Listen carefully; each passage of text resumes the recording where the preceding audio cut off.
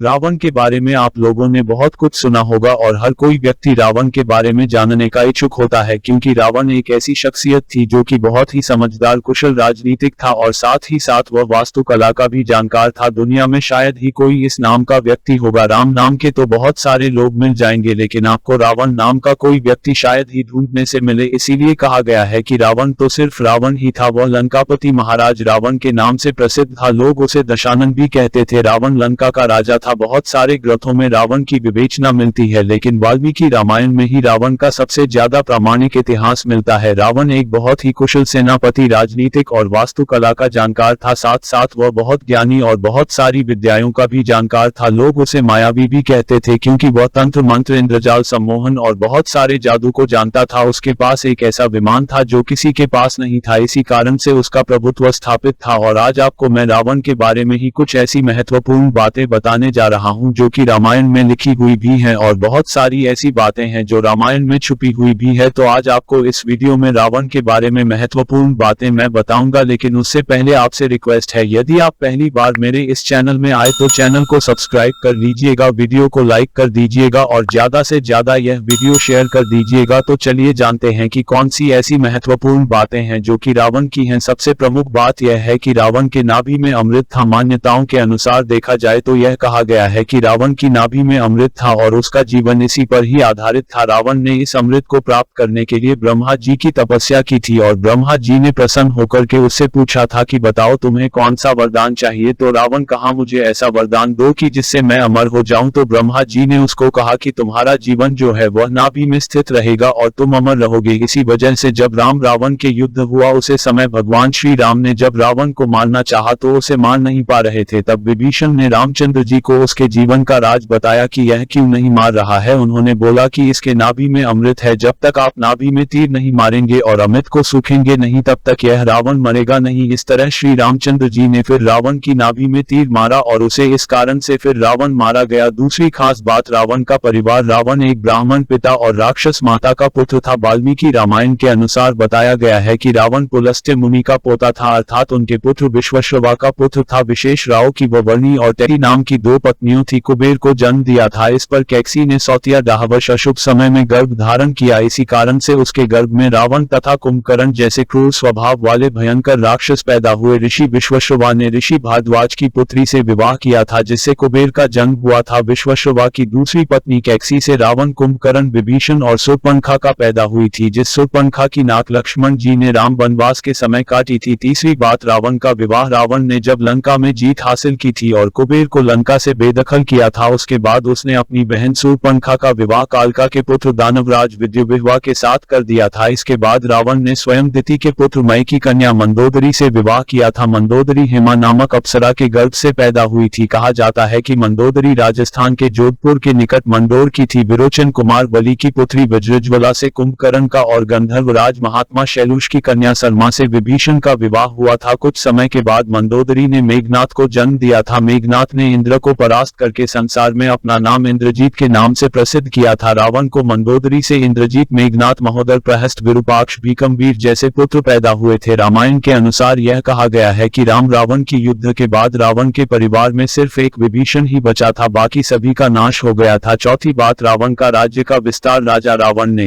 बाली द्वीप और सुंबा को जीत करके अपने शासन काल में राज्य का बहुत विस्तार किया था, जो कि अंग द्वीप, मलय द्वीप, वराह द्वीप, शंख द्वीप, कुश द्वीप, यवर द्वीप और अंधराले पर रावण ने विजय प्राप्त की थी। इन सब पर विजय प्राप्त करने के बाद रावण ने लंका को अपना लक्ष्य बनाया और लंका पर विजय प्राप्त की थी, जो कि इसके ही सौतेले भाई कुबेर का यह राज्य था। अगर आधुनिक युग के अनुसार देखा जाए तो रावण का राज्य इंडोनेशिया, मलेशिया, वर्मा और दक्षिण भारत के कुछ राज्य और श्रीलंका तक था। लंकापुरी, माली, सोमाली और माल्यवान नामक तीन दैत्यों द्वारा त्रिकूट सुबेल पर्वत पर बसाई गई थी, जो कि देवों और यक्षों से जीतकर कुबेर को लंकापति बनाया गया था। कैकसी, जो कि रावण की मां थी, वह सोमाली की पुत्री थी। रावण ने अपने नाना सोमाली के उकसाने पर ही अपनी सौतेली माता इलविल्ला के पुत्र कुबेर से युद्ध करके लंका को जीतने की ठानी थी, किंतु रावण के पिता ने रावण को यह कहा कि लंका मैं तुझे दूंगा और उसको दी तथा कुबेर को कैलाश पर्वत के पास त्रिविष्टप क्षेत्र में रहने के लिए कह दिया और इसी समय ही रावण ने कुबेर से पुष्पक विमान भी छीन लिया था। पांचवी बात, रावण ने एक नए संप्रदाय की संरचना की थी। बहुचर्चित उपन्यास वयम रक्षामा में, जो कि आचार्य चतुर्सेन ने लिखा था, तथा पंडित मदन मोहन शर्मा शाही द्वारा 3 खंडों में रचित उपन्यास लंकेश्वर के अनुसार रावण शिव जी का परम भक्त था और सूर्य तक को वह अपना प्रताप झेलने के लिए विवश कर देता था। वह प्रकांड विद्वान था, सभी जातियों को समान मानते हुए भेदभाव रहित समाज की स्थापना करने वाला था। रावण सुरों के खिलाफ असुरों की ओर से नेतृत्व प्रदान करता था। रावण ने आर्यों की भोग विलास वाली यक्ष संस्कृति से अलग सभी को रक्षा करने के लिए रक्ष संस्कृति की स्थापना की थी। यही रक्ष समाज के लोग आगे चलकर के राक्षस कहलाने लग गए। छठवीं बात, रावण के विमान और विमान को रखने की जगह जब रावण ने लंका पर विजय प्राप्त की और कुबेर को हरा करके खुद का राज्य बनाया था, तो उस समय कुबेर के पास एक पुष्पक विमान था, जिस विमान को रावण ने छीन लिया। रावण ने इसी पुष्पक विमान में प्रयोग होने वाले ईंधन से संबंधित जानकारियों पर मद्रास की ललित कला अकादमी के सहयोग से भारत अनुसंधान केंद्र द्वारा बड़े पैमाने पर शोध कार्य इस समय हो रहा है। कुबेर का जो पुष्पक विमान था, वह रामायण के अनुसार रावण सीता का हरण करने के लिए वह श्रीलंका से लेकर गया था। युद्ध के बाद रामायण में यह बताया गया है कि श्री राम, सीता, लक्ष्मण तथा अन्य लोगों के साथ दक्षिण में स्थित लंका से अयोध्या वह पुष्पक विमान द्वारा ही आए थे। यह जो पुष्पक विमान था, रावण ने अपने सौतेले भाई कुबेर से बलपूर्वक हासिल किया था। ब्रह्मर्षि अंगिरा ने पुष्पक विमान का प्रारूप और निर्माण विधि बनाई थी और इसका निर्माण, डिजाइन और कार्यक्षमता को भगवान विश्वकर्मा ने निर्मित किया था। इस तरह की अद्भुत संरचना करने के कारण ही वे शिल्पी कहलाए। पुष्पक विमान की खास बात यह थी कि उसे छोटा या बड़ा किया जा सकता था और अपनी इच्छा अनुसार विमान की गति होती थी और बहुत से लोगों को इसमें यात्रा करवाने की भी क्षमता थी। यह विमान आकाश में स्वामी की इच्छा अनुसार ही भ्रमण करता था, अर्थात यह कहा जा सकता है कि वह मन की गति से चलने वाली क्षमता का विमान था। श्री रामायण रिसर्च कमेटी श्रीलंका के अनुसार रावण के 4 हवाई अड्डे बताए गए हैं। वह 4 हवाई अड्डे इस प्रकार हैं: उसानागोड़ा, गुरुलोपोथा, तोतुपोलाकंदा और वारियापोला। इन चारों में एक उसानागोड़ा हवाई अड्डा नष्ट हो गया था। श्रीलंका की श्री रामायण रिसर्च कमेटी के अनुसार सीता जी की तलाश में जब हनुमान जी लंका पहुंचे थे, तो लंका दहन में रावण का उसानागोड़ा हवाई अड्डा नष्ट हो गया था। रिसर्च कमेटी के अध्यक्ष अशोक कैंत ने बताया है कि पिछले 4 साल की खोज में यह हवाई अड्डे मिले हुए।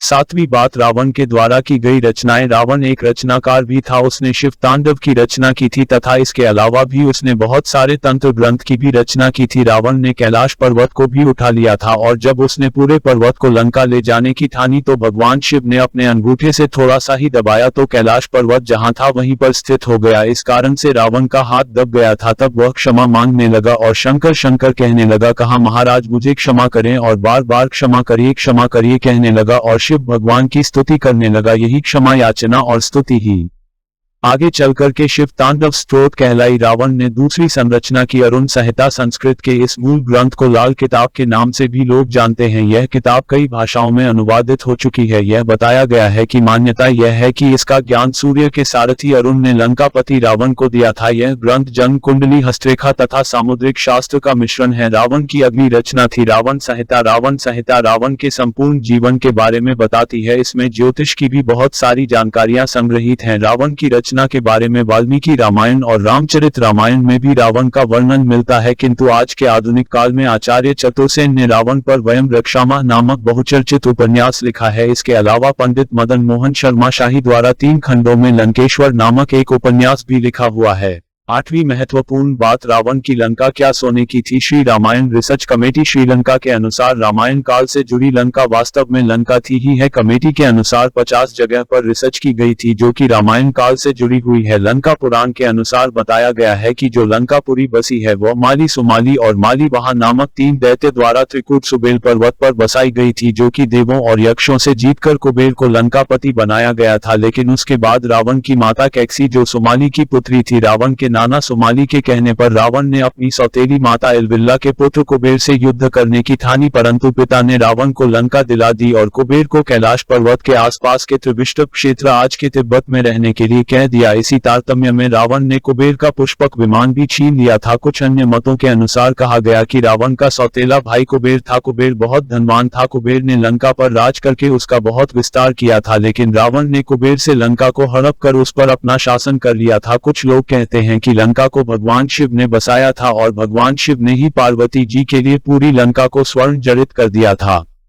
9वीं बात, रावण के क्या 10 सिर थे? मान्यता अनुसार कहा गया है कि रावण के 10 सर थे, परंतु क्या यह बात बिल्कुल सच है? क्योंकि कुछ विद्वान कहते हैं कि रावण के 10 सिर नहीं थे, किंतु वह 10 सर होने का भ्रम पैदा कर देता था, इसी कारण से लोग उसे दशानन बोलते थे। परंतु कुछ प्रमुख विद्वान ने कहा कि रावण 6 दर्शन और 4 वेद का ज्ञाता था, इसी कारण उसे 10 कंठी भी कहा जाता था। 10 कंठी कहे जाने के कारण उसके 10 सर मान लिए गए थे। जैन शास्त्रों में भी बताया गया है कि रावण के गले में बड़ी बड़ी गोलाकार जो मणियां थी, उन 9 मणियों में उसका सर दिखाई देता था, जिसके कारण उसके 10 सर होने का भ्रम होता था। हालांकि बहुत सारे विद्वानों और पुराणों में यह कहा गया है कि रावण एक मायावी व्यक्ति था, जिसके कारण वह अपनी माया से 10 सर होने का भ्रम पैदा कर सकता था, और रावण के मायावी शक्ति और जादू के चर्चे जग में प्रसिद्ध थे। रामचरितमानस में भी रावण के 10 सर होने की बात आती है। कृष्ण पक्ष की अमावस्या को जब रावण युद्ध के लिए चला गया था तथा एक एक दिन क्रमशः एक एक सर उसके कटते थे, इस तरह 10वें दिन यानी शुक्ल पक्ष की 10वीं को रावण का वध हुआ था, इसीलिए 10वीं के दिन रावण का दहन किया जाता है। रामचरितमानस में भी बताया गया कि जब सर को राम अपने बाण से काट देते थे तो उसके स्थान पर दूसरा सर उभर आता था। सोचने की बात यह है कि क्या एक अंग के कट जाने पर वहां पुनः नया अंग उत्पन्न हो सकता है? वस्तुतः रावण के यह सिर कृत्रिम थे, यानी उसने माया से यह सिर बनाए हुए थे। इसी तरह मारीच का भी चांदी के बिंदुओं से युक्त सोने का मृग बन जाना, रावण के सीता के समक्ष राम का कटा हुआ सर रख देना आदि से यह सिद्ध होता है कि राक्षस मायावी प्रकृति के थे और उन्हें इंद्रजाल का पता था, यानी वह जादू को जानते थे। तो रावण के 10 सर और 20 हाथों को भी हम मायावी या कृत्रिम मान सकते हैं, या जैसा ग्रंथों में उल्लेख है यह माना जा सकता है। 10वीं महत्वपूर्ण बात, क्या रावण शिव भक्त था? मान्यता अनुसार कहा जाता है कि जब एक बार रावण अपने पुष्पक विमान से यात्रा कर रहा था तो रास्ते में वह एक वन क्षेत्र से गुजर रहा था। उसे क्षेत्र के पहाड़ पर शिव भगवान ध्यान मग्न बैठे थे। शिव जी के गण नंदी ने रावण को रोकते हुए कहा कि तुम इधर से मत जाना, यहाँ से निकलना सभी के लिए मना किया हुआ है, क्योंकि भगवान शिव तप में मग्न है। यह सुनकर रावण को क्रोध आया और उसने विमान से उतरकर नदी के समक्ष खड़े होकर के नंदी का अपमान किया, और जिस पर्वत पर भगवान शिव विराजमान थे उसे वह उठाने लगा। यह देख करके शिव जी ने अपने अंगूठे से पर्वत को नीचे दबा दिया, जिस कारण रावण का हाथ भी दब गया और फिर वह शिव जी से प्रार्थना करने लगेगा कि आप मुझे मुक्त कर दे। इस घटना के बाद वह शिव जी का भक्त बन गया। राम ने जब रामेश्वरम में शिवलिंग की स्थापना की थी तब विद्वान पंडितों की आवश्यकता हुई। उस समय रावण ने इस आमंत्रण को स्वीकार किया था। दूसरी ओर राम रावण के युद्ध के दौरान रावण ने लंका के विख्यात आयुर्वेदाचार्य सुषेण जी के द्वारा अनुमति मांगे जाने पर घायल लक्ष्मण की चिकित्सा करने की अनुमति सहर्ष दे दी थी। इसी कारण रावण को विनम्र भी बताया गया है और उसकी यह अच्छाई के किस्से भी हैं। रावण ने 2 वर्ष तक सीता जी को अपने पास बंधक बनाकर रखा था, लेकिन उसने भूलवश भी कभी सीता जी को छुआ नहीं था। हालांकि इसके पीछे उसकी प्रतिज्ञा बताई जाती है। 11वीं खास बात, रावण का शव अमेरिकी एजेंसी नासा का प्लेनेटेरियम सॉफ्टवेयर जो रामायण कालीन हर घटना की गणना कर सकता है, उसने रामचंद्र जी के वनवास को और राम रावण युद्ध हो या फिर कोई और भी घटनाक्रम जो रामायण से जुड़ा है, यह सॉफ्टवेयर उस गणना को बताता है। कहते हैं कि ईसा पूर्व 5076 साल पहले रामचंद्र जी ने राम रावण का वध किया था। भारतीय पुरातत्व सर्वेक्षण विभाग के अनुसार यह भी है कि उनके सेवानिवृत्ति पुरातत्वविद डॉक्टर LM बहाल जी कहते हैं कि रामायण में वर्णित श्लोक के आधार पर यह गणना का मिलान किया जाए तो राम रावण की युद्ध की भी पुष्टि हो जाती है। इसके अलावा उन घटनाओं का खगोलीय अध्ययन करने वाले ये विद्वान भी है। भौतिक शास्त्री डॉक्टर पुष्कर भटनागर ने रामायण की तिथियां का भी खगोलीय अध्ययन किया है। ईसा पूर्व 5076 साल से पहले से आज तक का रावण का जो शव है वह श्रीलंका की राना गिल की गुफा में सुरक्षित रखा हुआ है, यानी आज से 7089 वर्ष हो चुके हैं। तो यह थी रावण की महत्वपूर्ण बातें। आशा करता हूँ यह जानकारी आपको अच्छी लगी होगी, और यदि आप ऐसी ही जानकारी जानने की इच्छुक है तो मेरे चैनल को सब्सक्राइब कर दीजिएगा, वीडियो को लाइक कर दीजिएगा और ज्यादा से ज्यादा यह वीडियो शेयर कर दीजिएगा। धन्यवाद।